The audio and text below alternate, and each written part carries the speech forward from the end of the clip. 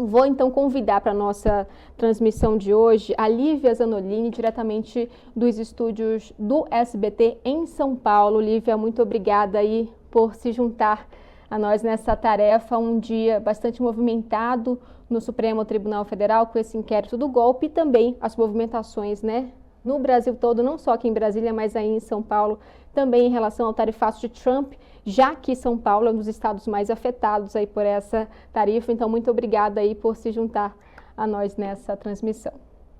Imagine, estamos juntas, estamos aqui para isso, Suane. Boa tarde para você, boa tarde para todo mundo. Muitos assuntos, né, para um dia só, para um começo de semana, e assuntos quentes, assuntos polêmicos que rendem muitas discussões. A gente adora, com certeza, como jornalistas. Sem dúvida, Lívia, vou convidar para a nossa transmissão e juntas a gente comanda então essa entrevista o advogado criminalista Heitor Bender, ele que é pós-graduado em Direito Penal e Direito Processual Penal, para comentar esse dia movimentado aqui na Suprema Corte do país, esse processo que vem movimentando, sem dúvida, os noticiários e a política do país desde o mês de fevereiro, quando foi então apresentado, né, essa ação referente ao primeiro núcleo, que seria o núcleo crucial, onde está o ex-presidente Jair Bolsonaro e outros integrantes da cúpula do governo anterior também fazem parte desse primeiro núcleo, e muita gente não entende, não compreende exatamente qual é a diferença em relação a esse núcleo crucial, a esses outros núcleos, e a gente ainda tem hoje, inclusive, uma expectativa importante de que a Procuradoria-Geral da República apresente ali a sua recomendação, se vai recomendar então a absolvição ou a condenação desse primeiro núcleo. Então, conto com a sua expertise aqui para nos ajudar a explicar esses processos e por que o dia de hoje, com essa expectativa de manifestação da PGR, é tão importante. Muito obrigada pela participação aqui no Poder Expresso nesta tarde. Muito boa tarde, Suane, muito boa tarde, Lívia, a todos os espectadores. Eu gostaria muito de agradecer esse convite, poder estar aqui na data de hoje, na tarde de hoje, podendo explicar de uma forma didática, de uma forma bastante informal, tudo isso que está acontecendo nesse processo.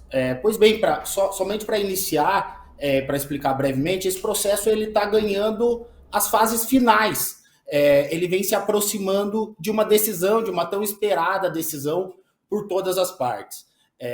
O ministro Alexandre de Moraes, ele deu um despacho onde ele saneou o feito, ou seja, ele encerrou ali a fase de instrução processual, que é a produção de provas, né, a colheita de provas. Finalizada esta fase, o processo foi remetido à Procuradoria-Geral da República para a confecção de alegações finais, que nós chamamos de memoriais, onde o órgão de acusa, e aqui é bastante importante que nós coloquemos, que não necessariamente há a obrigação deste órgão de pedir a condenação. Afinal de contas, se nós tomarmos como exemplo, e acredito que seja o nome mais ventilado, o ex-presidente Jair Messias Bolsonaro, ele é acusado por 4 crimes diferentes. Né? Então, ou seja, nesta peça processual, o procurador ele deve colocar seus argumentos, razões de pedir. Ele deve fundamentar por que ele está pedindo a condenação naquele crime específico, por quais razões, quais provas embasam esse requerimento, né? E ao final de toda essa peça processual, dessa extensa peça processual, ele também elenca a possível e os requerimentos, né, da dosimetria de pena. Qual é a pena que ele espera, os sérios que ele espera que o ministro, que os ministros ao julgar adotem, né? Então, é uma peça extremamente importante e por isso dessa repercussão, desse frenesi de todos. Sem dúvida. Lívia, alguma questão a ser feita? Doutor, a gente tem ouvido em algumas ocasiões o ministro, o presidente da Corte, Luiz Roberto Barroso, bater na tecla de que a dinâmica é muito simples para tomar uma decisão. A dinâmica, talvez não a decisão em si, é um contexto muito complexo, mas a dinâmica é muito simples. Se, na conclusão dessas alegações finais, os ministros entenderem que há provas suficientes para condenar os réus envolvidos, haverá condenação. E isso de forma individualizada, que é outra coisa que eu gostaria que o senhor explicasse também melhor para a gente. Se os ministros entenderem que não há provas contundentes para condená-los, eles serão absolvidos. Então, seria uma dinâmica muito simples. E aí, em termos de provas, eu queria entender um pouco com o senhor se, na sua visão, há provas concretas, e aí eu não estou te perguntando no contexto político, não, tá? No contexto técnico mesmo. Se há provas concretas para condenar os réus ou parte deles, ou então para absolvê-los. Sua visão sobre isso. Certo, Lívia. Vamos lá para uma sistemática penal, processual penal geral. Afinal de contas, esse processo em que ele tem um relevo extremamente especial pelos atores processuais que ali figuram. Ele é um processo penal como qualquer outro. Deve respeitar as regras e os ditames, os direitos fundamentais de todas as partes. Para que se haja uma condenação, e seja de qualquer cidadão que for, é necessário que exista prova da materialidade delitiva, ou seja, houve um crime. Se houve um crime, esse é o primeiro elemento. Segundo elemento, existe prova de autoria, ou seja, eu posso apresentar, eu posso imputar de forma categórica, de forma firme, a autoria àquela pessoa. Esses dois elementos são os principais. É evidente que nós não vamos discutir aqui de forma extensa as causas excludentes, que afastam a culpabilidade, a antijuridicidade, né? Por exemplo, um exemplo até infantil aqui para esse caso, mas, por exemplo, como se fosse uma legítima defesa, nós não vamos discutir isso aqui agora. Mas, sim, é necessário materialidade. Houve um crime? Sim. E prova de autoria. Porque se houver dúvida, uma dúvida substancial, uma dúvida relevante a respeito da participação deste acusado ou deste imputado naquele fato, ele deve ser absolvido. Afinal de contas, o nosso ordenamento jurídico, ele homenageia, ele preceitua o indúbio pro réu. A dúvida sempre deve favorecer ao réu. Quanto à sua segunda pergunta, da minha perspectiva a respeito de condenação ou não, eu digo que seria muito irresponsável da minha parte me posicionar dessa forma, Lívia. E eu até lhe explico por quê. Porque eu não fui o advogado do caso, eu não conheço de forma pormenorizada os autos do processo. É claro, nós acompanhamos os atos públicos de audiência, de depoimento, mas muitas vezes as provas técnicas, documentais, que são muitas nesses processos, nós temos vídeos, nós temos mensagens, e-mails, muitas vezes essas provas, a forma com que elas foram produzidas, o conteúdo que elas trazem, são muitas vezes mais importantes para o processo do que o depoimento testemunhal em si, que às vezes é o que nos chama mais a atenção, como nesse caso que nós estamos tratando. Por que eu digo isso? Porque a prova testemunhal, a memória humana, a psique humana, ela é muito complexa. Então, nós temos casos de falsas memórias, de perturbação, onde as pessoas confundem, podem prestar depoimentos controversos, e essa prova ela fica corrompida. Já a prova documental, ela é uma prova que, se comprovada a autenticidade, a veracidade, ela é uma prova muito mais firme. Nesse caso, nós temos diversos tipos de provas. Então, querer cogitar da minha parte um resultado processual seria muito irresponsável, pois eu não tenho acesso aos autos do processo de forma integral, né? Mas é certo que eu vejo que o processo ele está sendo conduzido dentro dos ditames legais, em que pese hajam diversas críticas da comunidade jurídica, né, ao rito processual adotado. As defesas tiveram a oportunidade do contraditório, puderam arrolar testemunhas, o processo ele está seguindo, e agora ele entra nessa fase de alegações finais. E nesse sentido, eu digo a todos, o prazo de 15 dias da Procuradoria se encerra hoje, nós esperamos que ele seja cumprido. Após esse prazo, será concedido o prazo de 15 dias para a defesa do Mauro Cid, né, que foi o réu colaborador. E por que isso? Porque ele, primeiro, por uma questão de lógica processual e para garantir a ampla defesa dos demais acusados. Após esses 15 dias, de forma sucessiva, serão intimadas as demais defesas para que também, no prazo de 15 dias, possam trazer suas alegações finais, suas razões finais ao processo. Então, nós temos aí ainda um período extenso de tramitação processual até que cheguem esses elementos, até que cheguem essas razões escritas até os ministros. Doutor Bender, a gente está nessa expectativa de, então, ter acesso, né, ao longo do dia, de que essa petição de fato chegue, ela seja incorporada ali ao processo, a esse inquérito, essa manifestação da PGR. A gente tem visto ao longo desse processo que a primeira turma tem seguido as recomendações da PGR no que tange a esse inquérito do golpe. Na sua avaliação, isso também deve ser seguido pela primeira turma, essa possível recomendação, seja pela absolvição ou pela condenação, também deve ser seguida pela primeira turma? Inclusive, essa é uma das grandes questões, né, do dia de hoje. Sim, sim. Todos nós esperamos com uma certa ansiedade essa manifestação do procurador.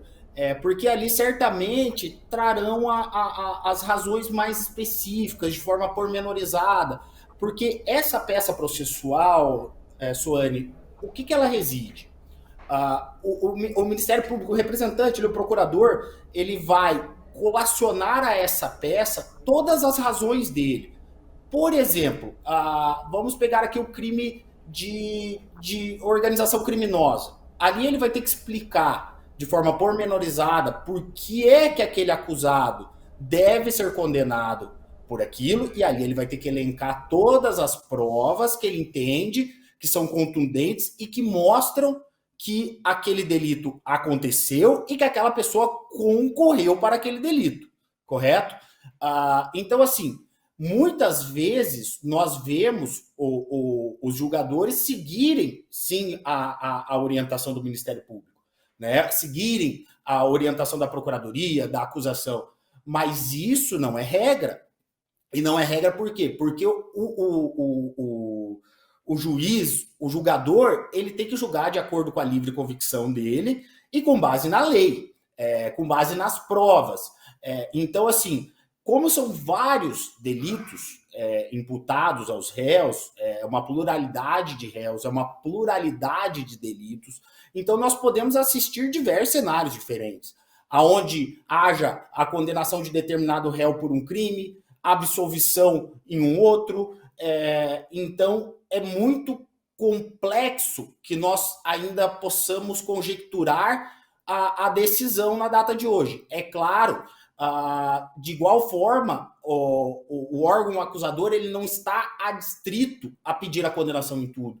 Nós podemos, inclusive, assistir nessa peça processual alguns pedidos de absolvição em determinados crimes, ou em determinados fatos para alguns réus. Então, assim, a acusação ela não é obrigada hoje a seguir o que ela denunciou lá atrás. Até porque a denúncia, e muito se falou sobre isso na época, ela é uma expectativa, né? Ela é formalizada, é uma formalização, mas o quê? Isso tem que ser apurado durante o processo, durante a instrução processual.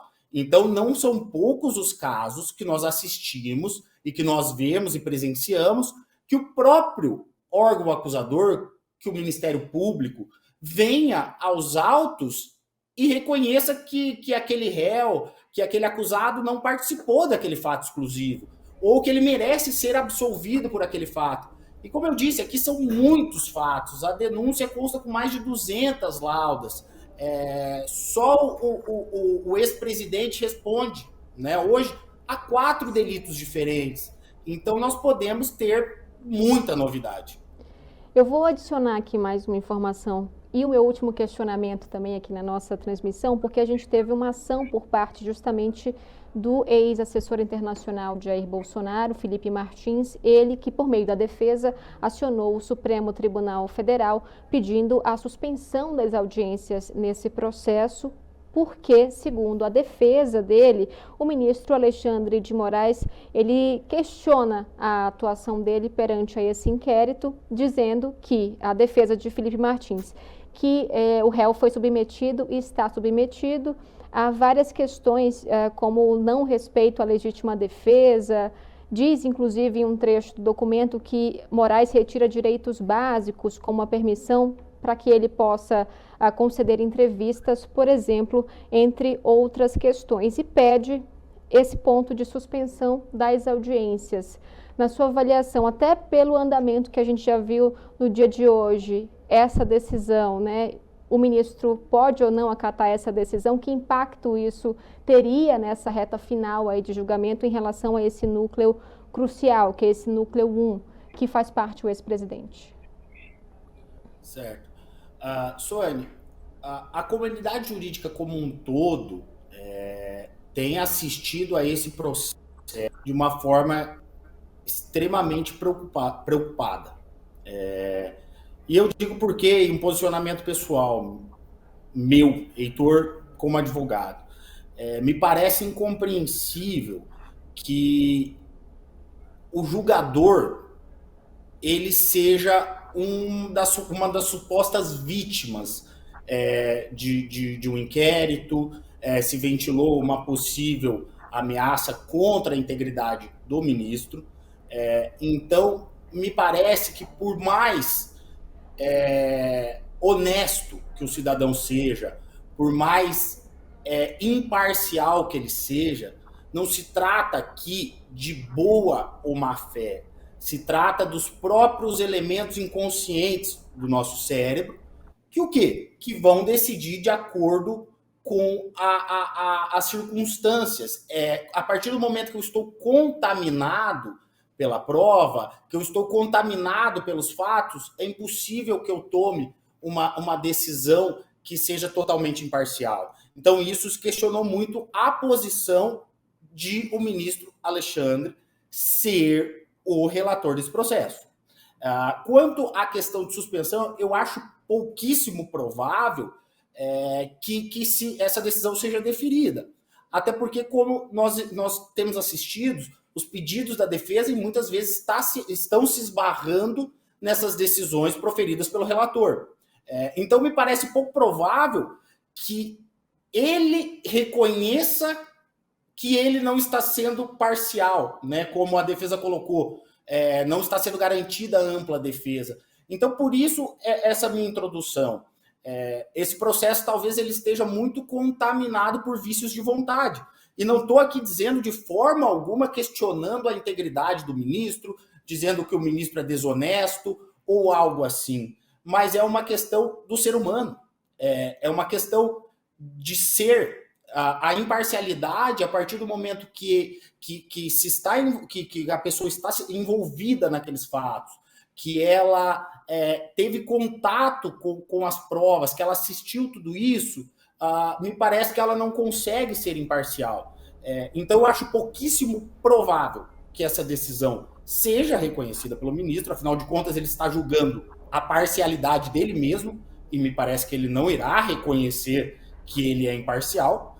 E segundo, caso aconteçam, como nós estamos fracionados em núcleos, em processos distintos, isso não acarretaria uma suspensão. Se o outro núcleo requerer uma suspensão e isso for requerido, não atinge o núcleo subsequente ou o anterior. A menos que dentro desta ação penal específica do núcleo 1 haja um pedido de suspensão, seja reconhecido qualquer tipo de irregularidade nesse momento, o processo pode ser suspenso, anulado, qual for a decisão. Mas, como disse, acredito que talvez nós vejamos resultados nesse sentido com os recursos das defesas. Afinal de contas, assistindo todo esse cenário, me parece plausível e provável que haverão condenações, né? Como eu disse para a Lívia, é difícil que eu possa prever quem será condenado ou por qual crime será condenado, mas que haverão condenações me parece muito provável que sim. E com certeza as defesas, com advogados gabaritadíssimos, renomadíssimos, impetrarão os recursos cabíveis para submeter isso ao pleno. E acredito que essa discussão no pleno pode sim acarretar em reconhecimento de imparcialidade, em nulidade processual, nulidade de provas, e nós assistimos a mesma história dos julgamentos da Lava Jato, onde nós tivemos processos longos, extensos, com condenações, mas que quando chegaram e tocaram o pleno do Supremo Tribunal Federal, foram esvaídos, foram esvaziados e anulados. Heitor Bender, muito obrigada pela sua participação aqui no Poder Expresso. Qualquer atualização também, a gente te convida novamente para que a gente possa discutir esse assunto que, sem dúvida, gera bastante polêmica e dúvida também, né, entre a população. Muito obrigada pela sua participação no Poder Expresso. Muito obrigado, eu que agradeço a Lívia, agradeço você, Suane, me coloco à disposição, espero que tenha contribuído de alguma forma, é um tema extremamente sensível, é complexo, nós vamos ter que aguardar mais uns dias para que possamos assistir o desenrolar e tenho certeza que todo mundo está aguardando isso ansiosamente.